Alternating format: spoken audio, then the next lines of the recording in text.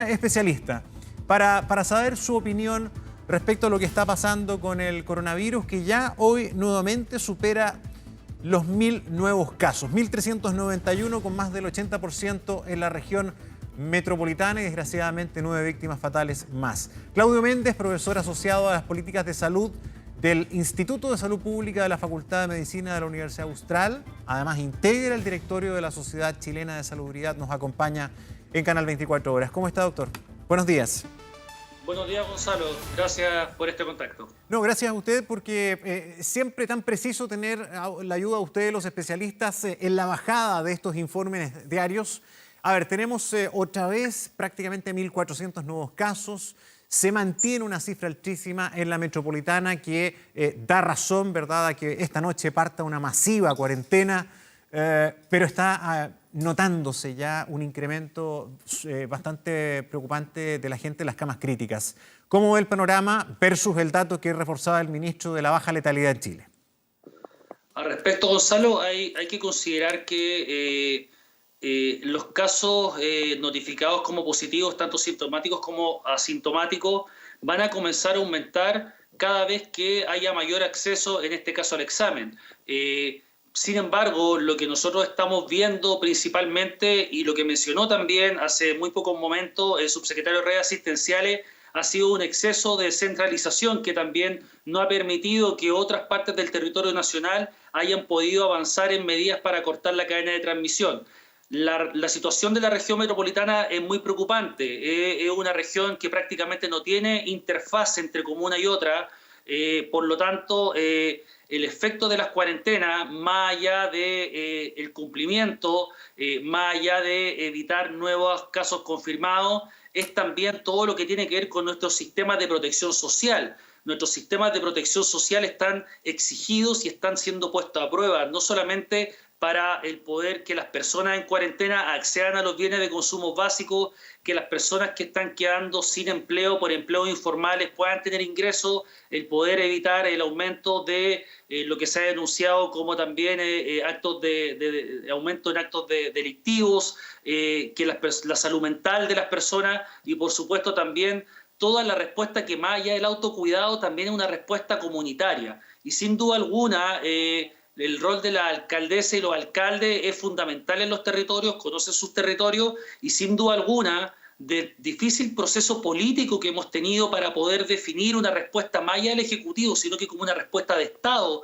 sobre las medidas y el éxito. Mientras no resolvamos eso, vamos a tener por lo general estas distintas brechas y vamos a tener también parte de la comunidad de las comunas que se decreten cuarentena que van a ir presentando dificultades que no están necesariamente asociadas a la percepción del riesgo de contagio por el virus SARS-CoV-2, sino que también por la incertidumbre de poder mantener todas aquellas condiciones básicas y también de habitabilidad. Hay que recordar de que en Chile los campamentos no existen desde el brote epidémico y la pandemia del virus SARS-CoV-2 que origina la enfermedad por coronavirus 19. Esto es un tema que ido avanzando en políticas sociales hace mucho tiempo. Sí, hasta ayer básicamente el puente de comunicación entre la autoridad central y los municipios había sido la mesa social, además, ¿verdad?, de la conexión de las carteras pertinentes, salud y otras con los alcaldes para coordinar ciertas cosas. Pero ayer se dio una señal distinta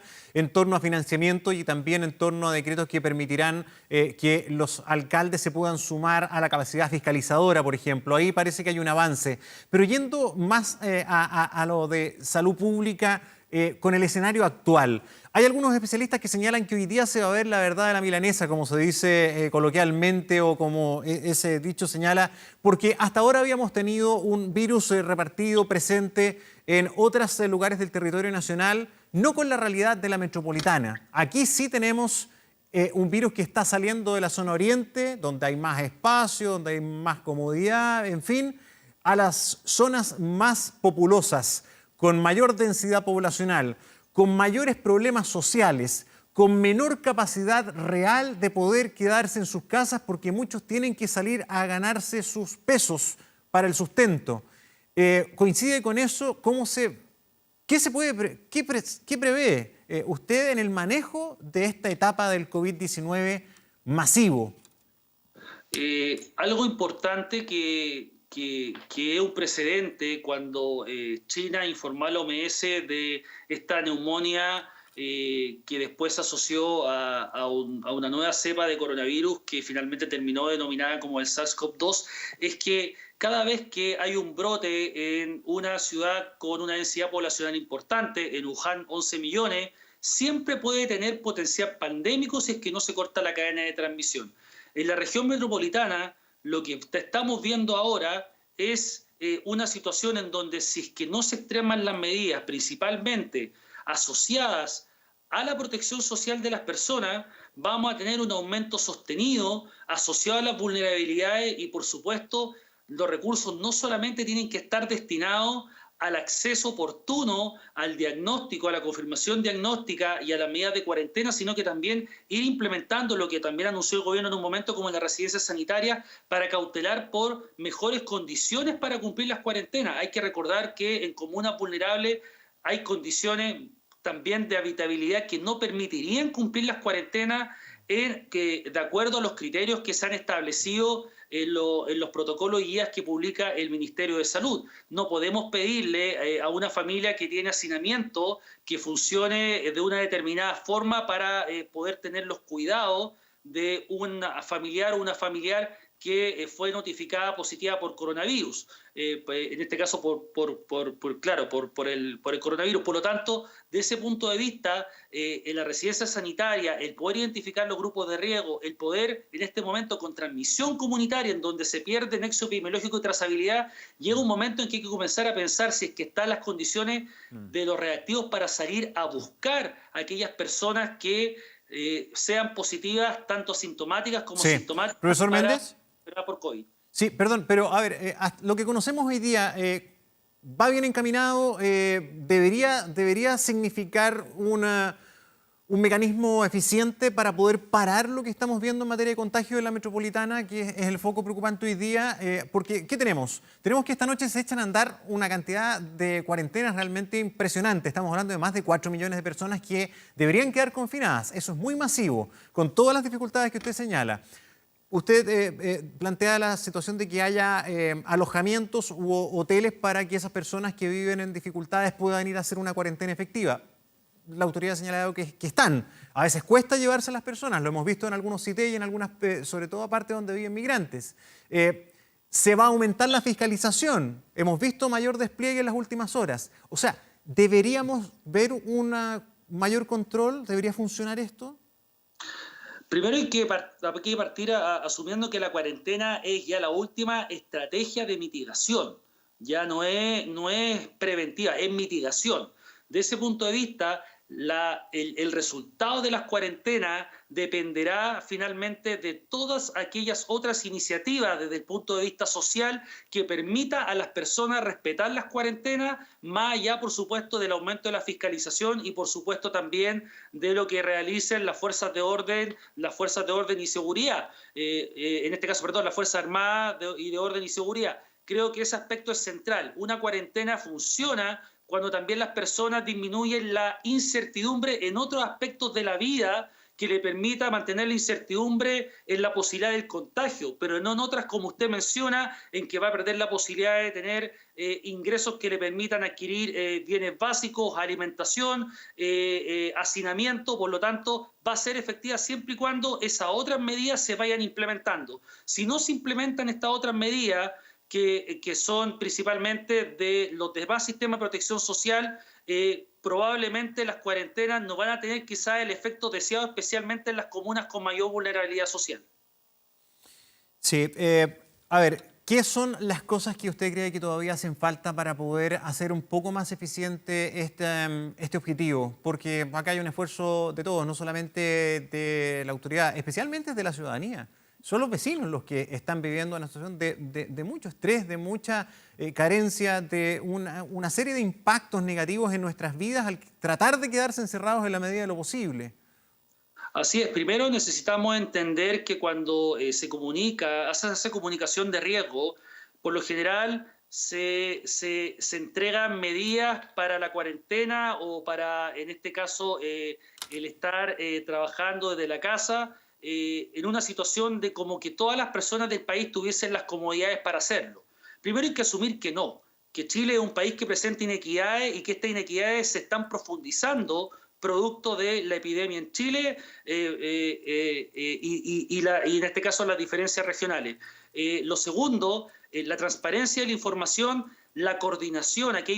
Todas las epidemias tienen en la primera instancia un proceso político en donde se tienen que definir los cursos de acción, que sean cursos de acción de comunicación de riesgo claros, que permita a las personas tener las medidas de autocuidado, pero también tener las medidas de cuidados comunitarios. Y para eso es fundamental que los distintos actores, tanto la mesa social como el poder legislativo, el judicial y el ejecutivo, avancen una respuesta de Estado, puedan comenzar a disminuir estas brechas de inequidad territoriales. Incluso dentro de una misma comuna que se presenta como vulnerable, siempre va a haber mayor vulnerabilidad en algunos sectores y eso sin duda alguna hay que implementarlo rápido. Esta discusión del proceso político de más o menos medidas lo que está haciendo finalmente es entregar prácticamente día por medio indicaciones a la ciudadanía que muchas veces no pueden cumplir y eso aumenta la incertidumbre, aumenta también la ansiedad y hay que recordar que independientemente de la pandemia que por el virus SARS-CoV-2 que provoca la enfermedad por coronavirus 19, las personas van a seguir enfermándose de otros problemas de salud, enfermedades crónicas no transmisibles que tienen que ser controladas. La atención primaria tiene que cumplir un rol fundamental para poder también trabajar con los territorios de forma integral las redes asistenciales, seguir perfeccionando y aumentando la capacidad de la vigilancia epidemiológica de parte de la autoridad sanitaria. ¿Qué visión tienen en el Instituto de Salud Pública en que usted trabaja respecto a la medición de la letalidad? Acá el ministro ha hecho hincapié, acá hay... El gobierno insiste, y cita entidades internacionales para destacar la tasa de letalidad de Chile, que es baja comparada al promedio mundial y comparado a incluso países mucho más desarrollados que el nuestro, que tiene una tasa realmente impactante. Por ejemplo, Bélgica encabezando la lista con 16.4 de letalidad versus el 1.2 nuestro. Esto se podría ver como un triunfo, ¿verdad?, del manejo sanitario en Chile. Pero hay otros especialistas que tienen una opinión contraria y dicen que las cifras no son comparables, que hay una diferencia metodológica. ¿Cuál es la visión que ustedes tienen respecto a este factor que es muy importante? En primera instancia, Gonzalo, lamentar y expresar mis condolencias con nuestros compatriotas que han perdido sus seres queridos. Creo que no porque tengamos una letalidad baja, no podemos perder la capacidad de empatía y humana por la pérdida de una vida que está asociada en este caso a este brote epidémico, a esta epidemia en el país. En atención a lo que usted me consulta, uno de los aspectos más difíciles y que no solamente en Chile, sino que es en el mundo, es los certificados médicos de defunción, que unívocamente la causa de muerte sea por COVID-19. No persona fallecida con COVID-19. Y es un problema que ha presentado Reino Unido, que ha presentado Estados Unidos, que han presentado otros países de Europa y que finalmente los riesgos que se corren es que en un inicio, ya pasó en la pandemia de la H1N1, en donde hubo al principio una sobreestimación de las personas contagiadas. Pero lo más riesgoso desde el punto de vista técnico es la subestimación. En el caso del H1N1, después de que se mitigó ya el efecto de la pandemia, comenzaron retrospectivamente a estimar finalmente cuántas personas fallecieron cuya causa de muerte fue, en este caso, por infección por H1N1. Profesor, lo que pasa es que hay mucha inquietud en las personas y es razonable. A todos inquieta cuando este tipo de cosas tan sensibles se empiezan a discutir, porque son elementos importantes para tener en cuenta, para saber cómo vamos, ¿verdad? Eso es muy relevante. Pero solamente comparando imágenes, o sea, en Chile no hemos tenido que pasar lo que se ve en otros países, incluso en nuestra región. Estamos viendo algo que es bastante constatable, muchas personas muriendo. Ahora, ¿cuán importante sería ese margen de error si es que es así? ¿Es algo menor? ¿Hay que realmente considerarlo? ¿Es importante o es más bien estadístico? ¿Cuál es su visión al respecto?